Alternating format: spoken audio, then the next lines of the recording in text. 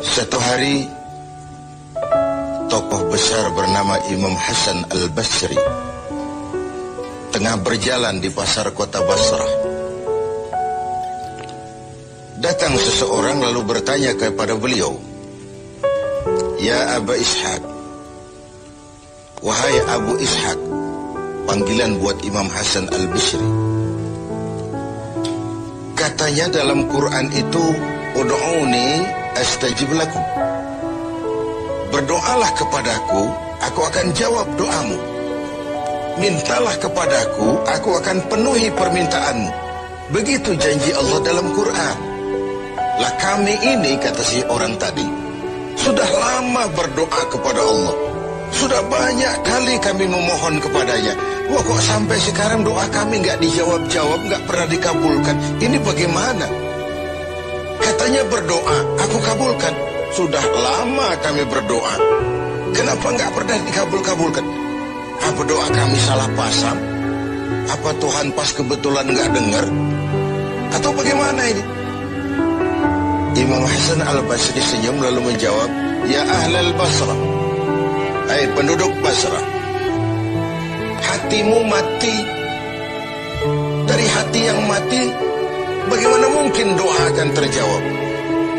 Tidak ada getaran yang menyebabkan channel kepada Allah itu nyambung. Tidak ada. Dari hati yang mati, doa tidak mengeluarkan getaran untuk sampai kepada aras. Hatimu mati, maka doamu tidak dikabulkan." Kita renungkanlah jawaban ini. Sederhana, doa tidak didengar Tuhan. Permohonan tidak dikabulkan olehnya. Tapi kalau kita mau menukik kepada renungan yang lebih jauh, kemalangan apa yang lebih besar selain daripada kalau Allah sudah berpaling kepada kita dalam hidup ini? Permohonan tidak didengar, doa tidak dikabulkan, Allah sudah masa bodoh dengan kita. Kemana lagi langit tempat kita bernaung? Kemana lagi bumi tempat kita berpijak? Kalau Allah sudah berpaling dalam hidup ini kepada kita, itulah kemalangan yang paling besar dalam hidup ini. Sementara kita berleha-leha, menurut kita kemalangan itu kehilangan jabatan, kemalangan itu kehilangan harta benda, kemalangan itu adalah kehilangan orang yang kita sayangi. Allah berpaling dalam hidup kita, tidak pernah kita melakukan evaluasi. Nah, apa yang menyebabkan hati itu jadi mati? Sehingga tidak ada getaran yang nyambung ke aras, yang mengakibatkan Tuhan berpaling dari kita. Doa tidak lagi didengar, permohonan tidak lagi dikabulkan. Ada beberapa hal yang menyebabkan hati jadi mati, sehingga doa tidak terangkat. Imam Hasan Al-Basri menjelaskan beberapa faktor yang menyebabkan hati menjadi mati. Tidak ada lagi getaran yang mengantarkan doa ke aras, sehingga Tuhan pun berpaling. Yang pertama kata beliau, "Araftumallaha wa lam tu'tuhu haqqah." Kamu kenal Allah, tapi haknya untuk disembah, kewajibanmu untuk menyembah, tidak pernah kamu laksanakan. Bagaimana hati tidak jadi mati? Kenal. Siapa pencipta alam semesta? Allah. Siapa pencipta lautan, gunung, sungai? Allah. Siapa pencipta langit dan bumi? Allah. Siapa pengatur segala-galanya? Allah. Salat apa tidak? Tergantung kebutuhan. Kamu kenal Allah, tapi haknya untuk disembah, kewajibanmu untuk menyembah, tidak pernah kamu laksanakan. Bukankah simpel bahwa Fatihah saja mengajarkan iyyaka na'budu wa iyyaka nasta'in? Hanya kepadamu kami menyembah dan hanya kepadamu kami mohon pertolongan. Tertibul kalimat, na'budu dulu baru nasta'in. Kalau na'budu terlaksana, nasta'innya pasti top chair. Hanya kepadamu kami menyembah, hanya kepadamu kami mohon pertolongan. Kalau ibadah beres, pertolongan pasti datang. doa didengar, permohonan dikabulkan, munajat pun diterima. Kenapa? Nak budunya beres, maka nasta'innya nikmat. Tidak diajarkan kita iyyaka nasta'in wa iyyaka na'budu, tapi na'budu dulu, baru kemudian nasta'in.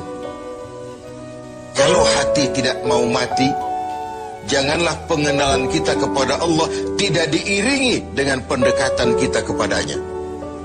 Bagaimana cara mendekat kepada Allah? Logika saja. Mau dekat dengan presiden, ikuti peraturan yang dibuat oleh protokolernya presiden. Mau dekat dengan gubernur, ikuti peraturan yang disusun oleh protokolnya gubernur. Tidak bisa mau dekat dengan gubernur bikin peraturan sendiri. Mau dekat dengan Allah bikin metode sendiri. Dengan jalan ngelamun, duduk madep ngidul, bengong 4-5 jam, lalu mau dekat dengan Allah. Mau dekat dengan Allah, ikuti cara yang sudah diatur oleh Allah melalui utusan-utusannya.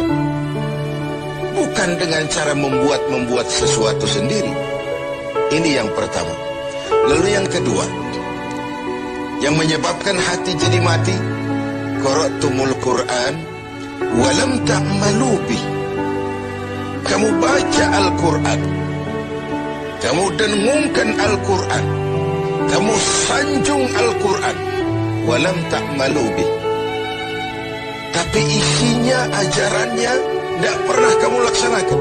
Isinya, ajarannya sering malah diinjak-injak. Bukankah kita hidup di satu zaman di mana tuntunan sudah menjadi tontonan, dan tontonan sering dianggap sebagai tuntunan? Bukankah kita hidup di satu masa di mana orang yang jujur dikhianati dan pengkhianat malah diberikan amanah? Bukankah zaman ini sudah terjadi pergeseran nilai yang sedemikian rupa? Kita baca Al-Quran, kita musabakohkan pula bacaannya, tapi isinya, ajarannya tidak pernah kita laksanakan. Bahkan nyaris sering kita injak-injak. Hati jadi mati. Sama dengan kalau kita dikirimi surat oleh seseorang yang sangat kita kagumi. Kita baca surat itu siang malam. Kita ceritakan kepada orang, saya dikirimi surat oleh orang yang sangat saya kagumi. Tapi perintah yang ada dalam surat itu tidak pernah kita laksanakan. Saya percaya betul yang kirim surat mesti marah. Kau baca itu penting supaya kau ngerti apa isinya, tapi setelah kau ngerti, mau ya laksanakan. Begitu Al-Quran diturunkan kepada kita, kamu baca Al-Quran, tapi isinya tidak pernah kamu amalkan. Bagaimana hati tidak akan menjadi mati karenanya? Pemirsa TV7 yang berbahagia, yang ketiga penyebab hati itu menjadi mati, akaltum ni'mata rabbikum walam tashkurulah. Kamu makan nikmat Tuhan, tidak pernah kamu bersyukur kepadanya. Ikan Tuhan di laut itu tiap hari diciduki, tapi Tuhannya diabaikan. Tidak pernah sesaat pun dalam hidup ini nikmat Allah pernah berhenti. Sejak kita bangun tidur sampai kita tidur kembali, bahkan tidur itu sendiri. Dari sekian nikmat yang kita tidak akan pernah sanggup menghitungnya, Tuhan cuma minta syukuri nikmat itu. Kalau kau syukuri, aku tambah. Kalau kau ingkar, azabku itu pedih. Tiap hari kau makan nikmat Tuhanmu, akaltum ni'mata rabbikum. Kau makan nikmat dari Tuhanmu, walam tashkurulah, tapi kepadanya kamu tidak pernah bersyukur. Baik syukur dalam bentuk ucapan, lebih-lebih syukur dalam bentuk perbuatan. Karena kalau syukur ucapan semua bisa. Alhamdulillah, terima kasih Tuhan, puji syukur, terima kasih Tuhan. Tapi perbuatannya sering tidak sinkron dengan ucapannya. Kalau saya diberikan harta oleh Allah, mulut saya tidak pernah berhenti. Alhamdulillah Tuhan, terima kasih dikasih harta. Tapi pelitnya 17 setan.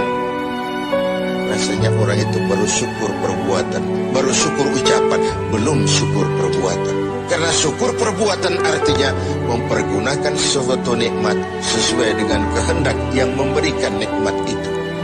Allah memberikan harta kepada saya, apa yang Allah kehendaki dengan menggunakan harta itu? Bagaimana kehendak Allah tentang penggunaan harta itu? Allah memberikan jabatan kepada saya, apa yang Allah kehendaki dengan memberikan jabatan ini kepada saya? Mempergunakan suatu nikmat sesuai dengan kehendak yang memberinya. Itulah syukur yang sebenarnya. Ini yang keempat. Yang kelima, penyebab hati itu jadi mati. Qultum annal mauta haqqun wa lam tasta'iddu lah. Kamu yakin, kamu percaya, kamu tahu betul hidup akan berakhir dengan kematian. Namun kau tidak pernah mempersiapkan diri untuk itu. Baik menghadapi kematian maupun menghadapi yang lebih penting sesudah kematian. Karena mati pada dasarnya sebuah peralihan dari sebuah tahap kehidupan kepada tahap kehidupan yang berikutnya, bukan akhir. Bahkan saya lebih cenderung mengatakan mati adalah istilah yang digunakan bagi orang yang sedang hidup. Sipulan mati itu kan kata yang hidup, yang mengalami sedang pindah ke alam lain. Jadi tidak ada alasan hidup sulit bener, mending mati habis urusan. Tidak selesai sampai di situ, tidak selesai urusannya. Hidup terus berlanjut di alam barzakh, terus berlanjut di alam mahsyar.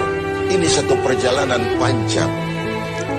Seperti kita akan berangkat keluar kota yang jauh, tentu kita harus menyiapkan bekal. Semakin jauh perjalanan, semakin banyak bekal yang kita bawa. Kalau Anda akan berangkat jauh, tidak bawa bekal berangkat juga, itu kan nekat sama namanya. Sampai ke tujuan belum tentu